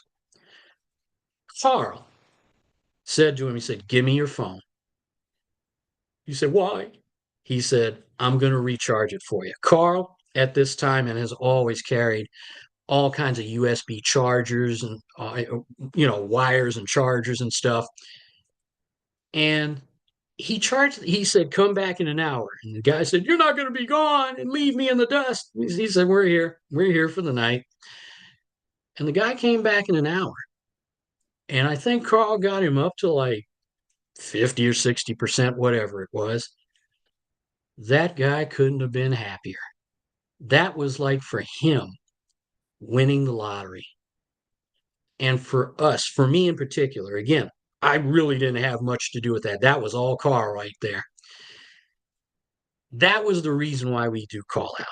It's not about us, not by a long shot, but it's seeing how our actions, directly or indirectly, affect the lives of other people, starting with our firefighters, but also that can trickle down to the community that we are a part of. And those are the reasons, or that is the reason, at least for me, why I continue to get out there. I just, there are just times when I don't want to do this, when I don't want to get out, but I'm on the duty roster and I always go out when it's my turn. But you do that. And this was something I always remembered. And I think quite often about that young man, where he is today, what happened, is his life better? But for one moment in time, we took care of him, and he couldn't have been more happy. One other thing we did on this night, it was actually cold on this night. We took the back of that ambulance right there, and we shut the doors, and we turned the heater up. A lot of the tenants that were living in this house started coming up, and instead of having them wait in the cold night air, we put them in the back of our rig, which used to be an ambulance. Another great thing that we did for these folks. Again, that was Carl thinking out of the box. I was a new guy at the time. So big shout out to him and all the rest of us who do this for all the right reasons. Lessons learned as we kind of move on. And I got a picture here of the late great Frank Borden who I met many times over the years before his passing. Lessons learned that our members need to understand. You can't decide to be a CERT responder on the day the disaster breaks out. You have to be a responder, all the time. At the very least, you have to somehow get out and practice your skills.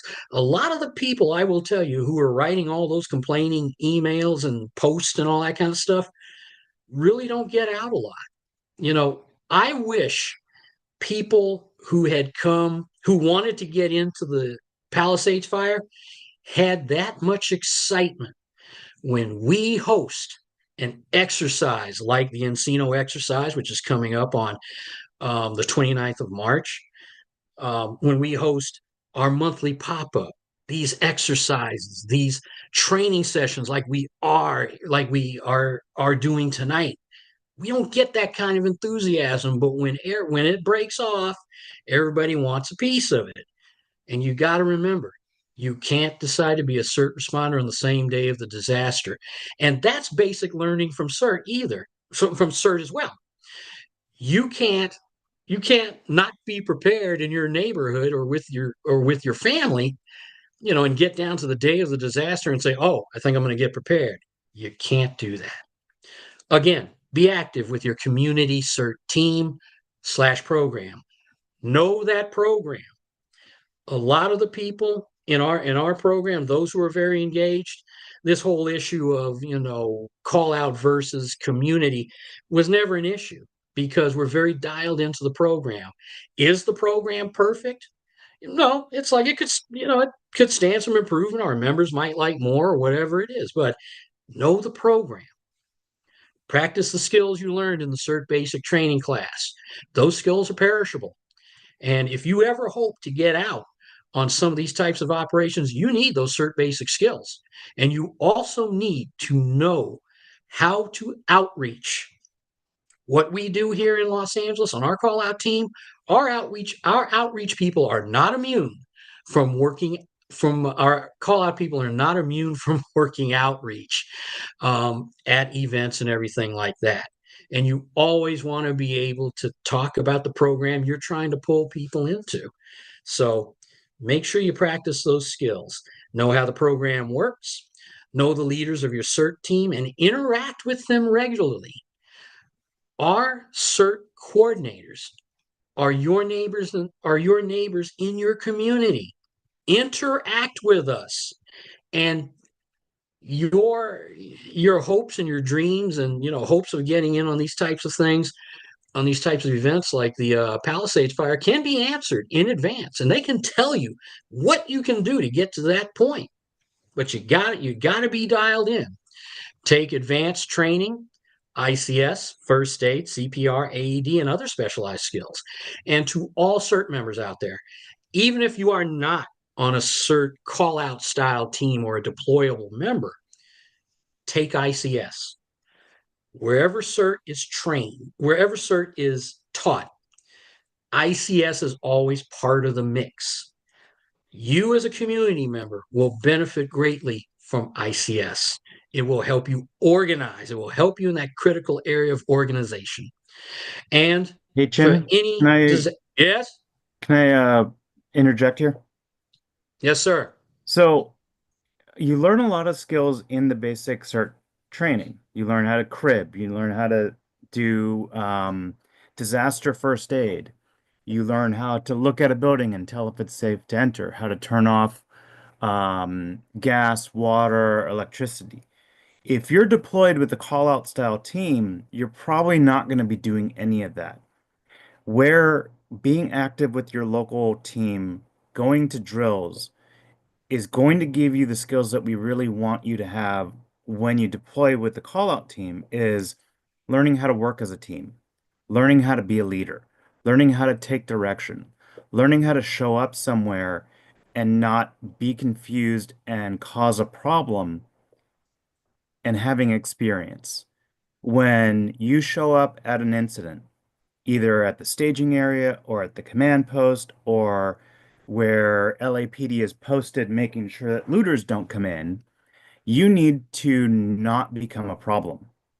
And that is not something that is easy to do. You come out of a class, you think, I have a backpack, I want to help, and you don't have the first idea of what you should be doing. LAPD is going to have a major problem. The fire department is going to have a major problem with you. We will have a major problem with you because you're going to take resources away from the incident. You're going to cause confusion. You're going to get in the way of the professionals who train day in, day out so that they don't become a problem. So there's things like we've been putting on monthly disaster drills. We have a drill coming up in Encino that's run by our CERT Valley team. Mhm. Go to those. Step up and become a team leader and learn to make mistakes there at the drill so that when you show up in a real incident where lives are on the matter, lives are on the line, that you don't become a problem there. Exactly. And Patrick, I do have to tell you, one of our teams, while creeping through the Palisades, they did turn off somebody's gas. Freaky, isn't it? Well, that's great Um, because that was kind of the problem was people were evacuating and not turning off their gas and water and electricity. yeah, and actually it was, and very quickly it was, we were patrolling through the Palisades, through the various streets and communities, or what was left of them, and they ran across a group of people. They ran across a family who was at one of the houses that didn't appear to be damaged, but was had some damage. And the family came out, ran out, and said, "Hey, we smell gas and we can't stop it." And our guys went, dug around in their backpack, had their gear, and turned that bad boy off. So you never know. And Patrick is very, very much right. Everything he said, you got to take that and you got to go with it. You, again, like I said, you can't decide to be a CERT responder or a responder in general on the day of a disaster. Doesn't work. And again, for any disaster, know why you're responding. Know why. Ask yourself those questions of why am I here? What can I add? Again, Patrick mentioned it again as well. You don't want to come up there and be that one, oh, I don't know how. And then you have to take resources from other places. There you go. And nothing is as simple as it seems. Going back to the bit about, handing out water and Gatorade, you can get killed doing that if you don't have experience with situational awareness or being on scene where a lot of things are going on. You could be walking over to give somebody a Gatorade and get totally hit in the head by a wooden ladder that's being swung around. You Nothing we do is as simple as it seems, nor is it menial. And I want to leave it at that on that point. And finally, manage your expectations, folks. Manage your expectations. And that goes for all of us. Know what the program's about and what its limitations are. We have to do that, or we continuously find ourselves frustrated. With that, if whoever's in the city of Los Angeles this Sunday morning, Carl and I, my good friend, that's us. Many years later, I think I kind of look good there. I really do.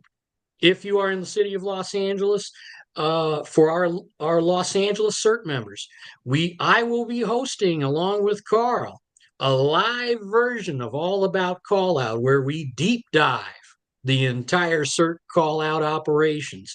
You guys kind of got a little bit of it here, but we're going to go into it piece by piece and everything you need to do to be a part of that. I'm going to tell you right now, though, you need to be a part of your CERT community and battalion team.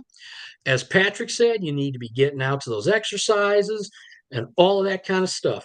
That's your path to the CERT call out team because you're not going to get on there if you're not engaged. So all about call out live Sunday, March 23rd, 2025, 900 hours to 1230 hours, and go to Eventbrite to sign up. Those of you in Los Angeles, Y'all know me. If you need the information, it's readily available. You can also reach out to me, of course. And thank you. Hey, And time Chin, for Q&A. Chin, Yes. one thing, just going back to some of our training, if you're coming out to any drill or any call out, come as you're prepared to go out, okay? No soft shoes, you come in boots, you come in, like your uniform, or, call out your cert retire. Absolutely. And that is basic stuff. That is basic stuff, of course, taught in the basic CERT class where everybody should be paying attention. And remember too, if many of our cities, especially the larger ones, they have a uniform code. And you need to find out what that uniform code and comply with it. So, with that being said, it's been good being with you guys. I know I talked you to death and screaming in everybody's ear. Do we have questions, comments, or editorials? This is the time. If you have questions, comments, or editorials, statements, please let us Chin, know. Chin, Martin Yes, Rowe. sir. A couple things. One, for those people who aren't yet call out members but want to be involved with something while they're waiting to become call out members, or don't want to be call out members but just want to get more involved, there are a couple avenues. There's the alert wildfire cameras, which are activated anytime we have red flag days. And they'll take anybody that wants to monitor the camera system around Los Angeles. The second thing is, if you want to learn about disaster preparedness and dealing with disasters, join the Red Cross Disaster Training Services. They will train you, they will use you. They're constantly in need of people to respond to disasters all around Los Angeles, and they are active every single week all over LA. The third thing is, take a Red Cross first aid CPR AED class, or take the EMR class and work the Rose Parade. Once you work a Rose Parade, you're going to have a multi-casual situation, and you'll see what it takes to deal with an incident that compounds itself over a short period of time. And the fourth thing is take a mental health first aid course. You have no idea what you're going to run into when you go into a disaster area, how it's going to affect you, how it affects the people that were affected by the fires. Just short and sweet, I was working with Bell Canyon during the Woolsey fire. A woman came up to me at a Christmas party and asked me why, because she knew I was with the fire department, why the firefighters weren't fighting the fires that came over the hill and down and burned her house. She couldn't understand it. And the only thing I could do under those circumstances would let her talk. There was no way of convincing her that they were on a duty cycle, that they needed rest or anything else. You have to be able to understand how people react in these situations, and you have to know how it's going to affect yourself and what you can do to prepare yourself and also deal with how you're being affected. Thank you. Great, great statements, great series of statements, Martin. And again, for all of those who are here, Martin is one of our veteran guys, one of our veteran call out guys, one of our veteran CERT members in general. And so is Eric, who spoke before him. Are there any questions, comments, or any questions or comments or editorials that want to be made? Raise your hand. We are looking for you. And Patrick, since you're trading places with me tonight, is there anything in the chat that we might want to deal with? There is questions about how to take the ICS classes. One person asked, when do you do the background checks for a call-out team? Maybe you can address that real fast. What's the process of joining the call-out team? What you do, what happens here in Los Angeles, and this is our process. Our captain of the CERT team, of the CERT Unit. program, he will let us know the coordinators. That would include myself, Patrick, Christy Adair, and Carl Ginsberg, along with all of our battalion coordinators, that we are looking to do an intake of members. What we do is we look through our lists and we reach out to various members, especially those who are active, because here's the kicker. When we submit our list of people to the captain saying these are the people who want to join call out, we're recommending those people. Whoever I've got on my list is who I'm recommending. I'm saying pretty much that these guys are active, these guys are good, and everything like that. Patrick will be doing the same, and so are the others. Um, we send up a list. Then a date is set for a 1-day intake class. Those who are on the list who have expressed interest come to that class. The captain teaches that class and talks about all the things they need to know in terms of call out, but also teaching the class are people like myself, Christy, Patrick, Carl, and any other member who has that experience, because we bring that boots on the ground experience. So they go through that one class. That's a 1-day class, and then we do continuing training with them over the course of their wait period and thereafter. But then on that same day, they fill out disaster service worker paperwork. They may fill out a driver form that can be sent to the Department of Motor Vehicles later on, and some other paperwork. And then at some point down the road, you get scheduled to go down to get a background check.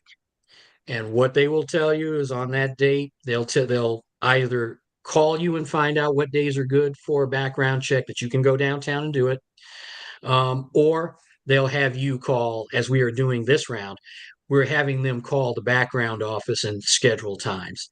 I know it's a little bit murky, but that's how it kind of goes. Once you clear background, you are then sworn in as a CERT call out team member, and more importantly, a disaster service worker. That swearing in is very, very important because, to be sworn in properly and have everything take place properly will allow you to get medical benefits or whatever benefits you might need during your time working as a call out member. And then you're part of the team. I hope I kind of got that out there. And if I was murky, we can talk about it offline. But that's really the process. And the process on average, just so you know, up to this point has taken about 4 months. But in the era of Los Angeles being under incredible budget crunches and all that kind of stuff, which affect everything, this group who's going through the process now waited 1 year. I hate to say that, but I have to put that out there. On average, up to this point, before that, it was about 4 months, but this year it was triple the time. And I'm sorry to say that. So there you go. Patrick, anybody else?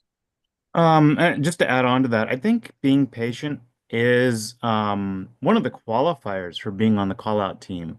If you don't have the patience to go through the process, then you show up at a fire and you're there for 8 hours handing out water or um, doing station security for something, and you can't sit through that period, it's going to be a problem. So yeah. And again, it's managing our expectations. If you are looking to be Ricky Rescue out there and, be the guy out there, you save the girl and, she's all in your arms and everything, you're not right for this. But what we try to do, again, is we try to give you guys all the tools so you know exactly what the call out program is. Again, I'm doing this on Sunday morning, and I do it whenever we have an intake class. We have a recorded version. If you want it, let me know. But you got to manage your expectations and understand these are the duties we handle. I do see a question over in the corner from Jeffrey Austin. Yes, thank you. My name's Jeff, and I'm a team leader at the Trinidad CERT. Trinidad is a small beach town in northern Humboldt County. And when you mentioned you had 5,000 CERT graduates, that would be roughly 2 or 3 times the amount of people that live in the entire North Humboldt area where I live. So the other problem is that Trinidad is on a bluff with river or lagoons on either side. And in our likely scenario, a tsunami would wipe out both and isolate us, according to officials, from 2 weeks to a month. So it's Mhm. interesting to see the problems that you would encounter in deployment as opposed to what we anticipate, where the 12 to 15 people that are on our team are all that is, and would have to certainly look after our neighbors, but we would have Mhm. to find a way to deploy. The city sponsors us and get involved. There's one Forest Service fire station within the area. So really different. It's interesting to see how you have two-tier levels and all the problems that you had, but certainly there's a whole continuum where those of us who are more rural CERT have a really different problem. So thank you for your presentation. The pleasure is mine, and thank you. And one of the things I want to say, and I say this to a lot of our programs in smaller areas, I really think, and Jeffrey, if you want to answer back on this, I'd be interested in hearing your thoughts. One of the things I think about smaller cities and smaller towns is that you guys have a much more robust response because your area is smaller, there's few of you in number. You guys sometimes, I think, get kind of a pretty good end of the stick because, like you said, because you're so small, you might be cut off from everything. You guys might train a little bit harder and have a broader view of what your duties are. Am I kind of on that, or am I just like, a nutcase? No, I think we are trying to train more.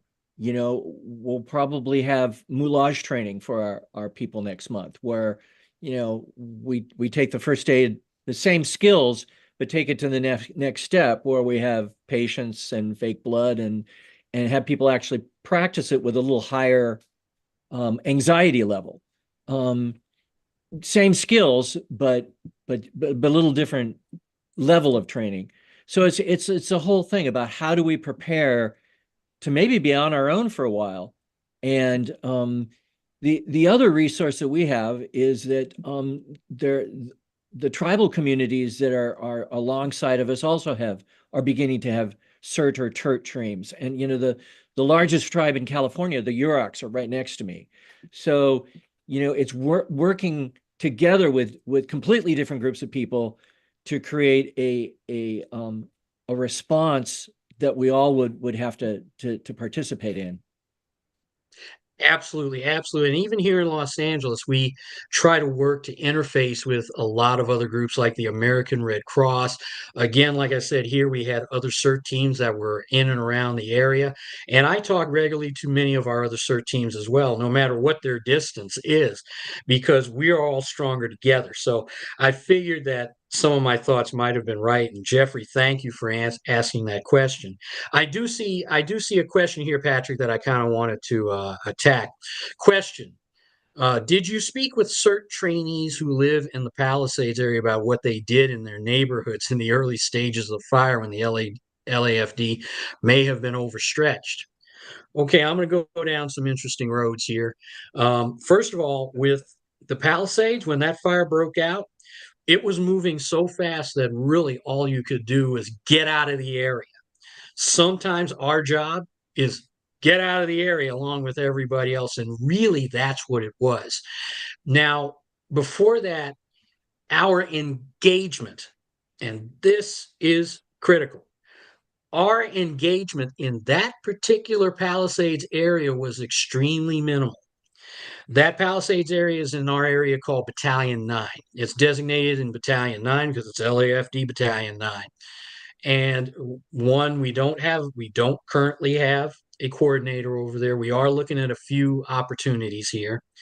And there was always very minimal engagement in that community. So I Jim, can answer your question by saying really LAFD CERT in Battalion 9 did not deploy out there, nor did they do anything of consequence. And those people who I think lived there, who may have taken the program, they skedaddled with everybody else, which is what they should have. they have a lot of CERT members, but they're not active. That's the There's problem. classes up there. There's classes there almost every other month, but not having a coordinator makes a problem. I'm Battalion 4 coordinator, And I kind of help out with Battalion 9 with messages, emails, that kind of stuff. And I invite them to my exercises, but hardly anybody shows up. That's even before the fires. So I don't know. We're trying to drum up people, but unfortunately, a lot of people don't have a home. So they had to move. We had one this past weekend at a class that I had, that moved to Battalion 18, and she was anxious to get active again. So the thing is, trying to get those people to sign up for things that we do is very difficult. I don't know where those names go. Since they don't have a battalion coordinator, it's kind of difficult after the classes. You gather names. That's part of the job, but that hasn't been done the last few classes. So I don't know how to get a hold of those people. And you got to all of these folks have to understand, and I think a very hard lesson was learned. Not that, CERT in the scope of that particular incident, I'm not going to say CERT in our deployment would have made any difference, but we could have been, if we had really good teams, we could have actually gotten people going in their neighborhoods and at least helped with that evacuation portion, because really that's all you could do. But if you had assistance even with that, who knows what the outcome would have been? Maybe those folks down at the bottom of Temescal Canyon wouldn't have all bunched up like they didn't had their cars towed away and bulldozed. You have to understand that. So we don't know what could have been or would have been, but we do know what is. We do know that it was a very, very lightly active area, not really active at all. And there were two things out there glaring: leadership and, the engagement of its members. One of the Leave it things right that there. that I kept telling everybody who contacted me that wanted to help was this was on day two when the winds were still going and they were only just getting aircraft in the air, but there were still fires that were popping off. We had several fires break out day two and day three. Was take care of yourself, your family, check on your neighbors.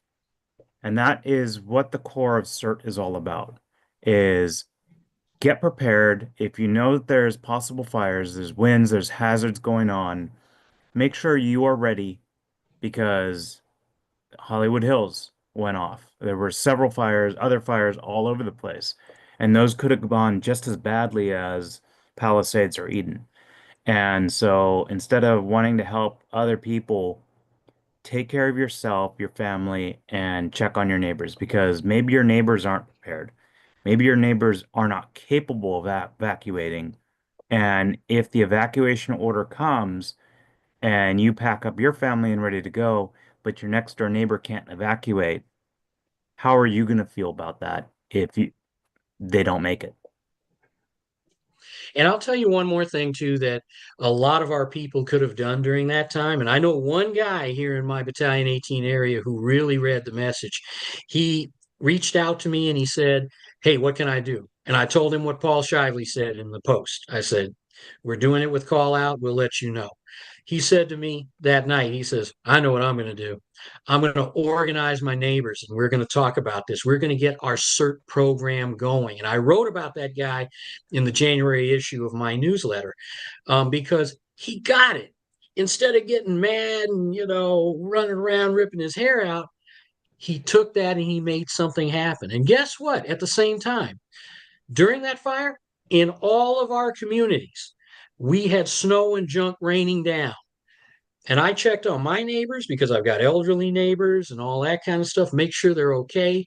Peter, who I'm talking about around the corner, who he checked on his neighbors and had a meeting. There were so many things we could have and should have done. Just saying. So there's always something that you can do to further the effort. I'm going to call on Annalisa Little. I saw your hand up earlier. Hi. So I was, for the people who don't know me, I was part of the response unit for January, and then I got COVID, so I was out of it for February.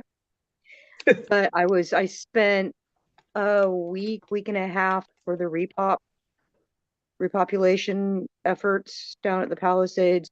Do not know how many people I talked to hear their stories, but several people came through and very proudly showed me their CERT backpacks. So they were out there and they were remembering, and I talked to at least one guy who had just started taking CERT Basic. I think he said the day before or the week before. So they are definitely out there. But like Chin said, they did what they were supposed to do and they left. And that was the most important thing they could be doing at that point. So. Amen to that. And I got to tell you, and Annalisa knows this, our CERT classes, which we were running at the time of the fires, are a big shout out to our CERT instructors, because they continue to teach classes, even though a lot of them were being deployed out to the Palisades. They taught every class that they were assigned to. We saw in our Eventbrite, where we see signups for our classes and everything was sold out. It was awesome. But now we're starting to see that drop off. And I opened up a class about 3 weeks ago. It was 100 seats, and we got 30 people. Not bad in general, but that class should have been full. And one of the things I know is that sometimes all of this stuff where people say, I need to do something, it wears off. And I think it's worn off a bit over here as well.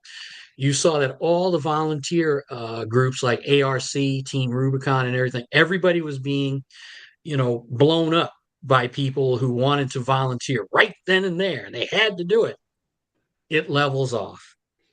And so it makes me crazy sometimes, because you'd like for us to not be reactionary. And a lot of things, and in a lot of things in life, we are very reactionary. We are not proactive, we are reactive, and reactive is not always good. With that said, we are getting about to 8:56 on the clock here. Midnight, nearly midnight out there in Florida. If you're there with me, Stacy, if you're hanging in there, it's like, I big thumbs to you. Are there any other questions, comments, or editorials? Well, Jen, I'm been trying to raise my hand. I guess I'm Zoom challenged here, but hold on, I'm trying to get my. There we are. Hey, Hey there. Hey, we know that guy. Yeah, I just wanted to comment. I maybe make two comments. One, I took a lot of offense to those emails where they were talking that Victor or whatever, having I'm on the call out team.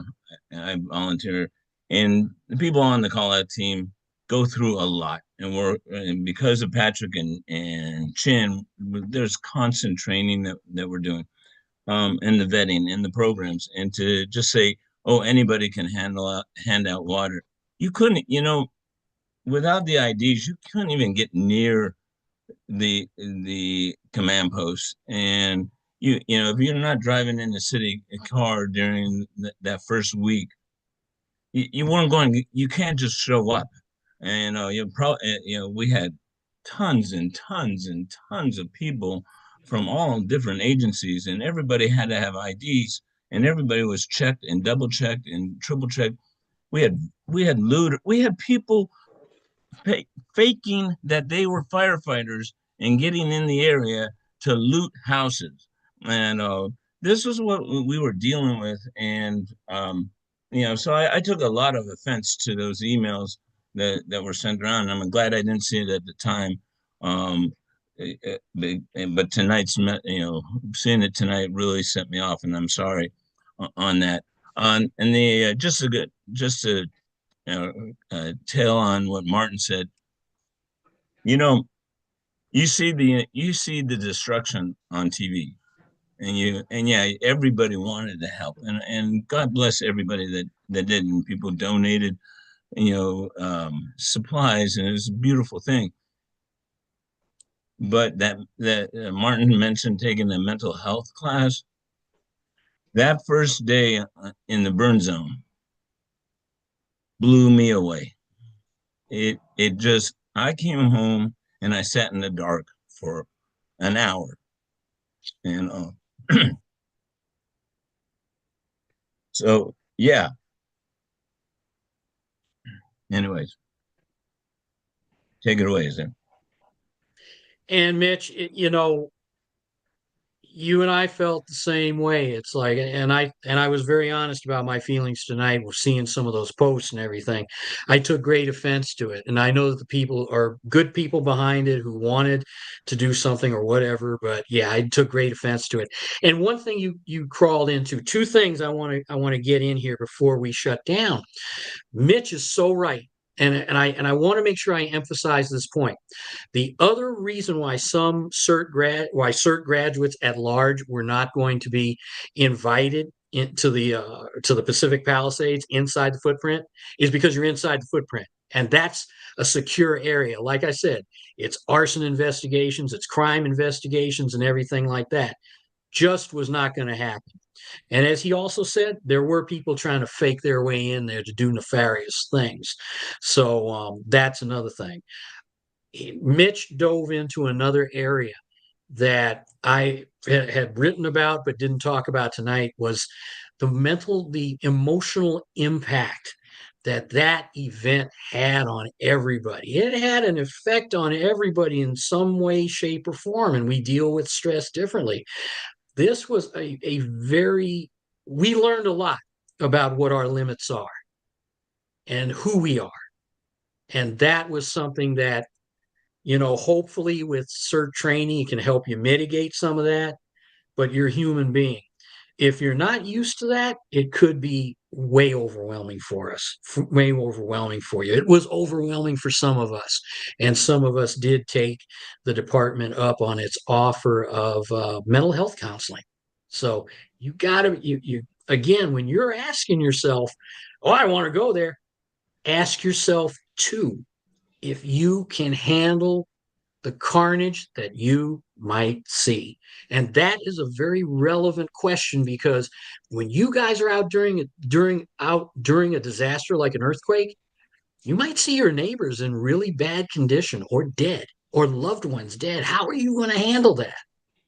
Lots of great questions out there. Mitch, thank you oh so much. And And Patrick, to I'm going to dovetail on that real fast, Chin, one of the problems is that you don't know how you'll react to that. If you haven't experienced it before, you might completely freeze up, you might lock up, you might, who knows what, and you might think you're strong and you're able to handle it, but once it actually gets in front of you, it's a completely different story. yeah. And that's very true, and that's very true. And we learned that in living color here. And so, it's a lot of things. And as we wrap up here, I want to say, and I know Patrick will do the actual outro here. I want to thank everybody who stayed with us. Stacy up in Florida, you're always my favorite there. You're always my favorite. It's midnight where you are. Get out of here. And we'll see you next month. But I want to say thank you guys for the privilege of your time. You guys could be anywhere else, and instead of hearing me rattle on all night long, but thank you guys for sticking with us. And we'll see you back here next time for this. Patrick, I'm going to throw it back to you, my friend. Thank you, everyone. In addition to these monthly Zoom trainings, we try and put on monthly drills throughout the city of Los Angeles for our friends in Florida.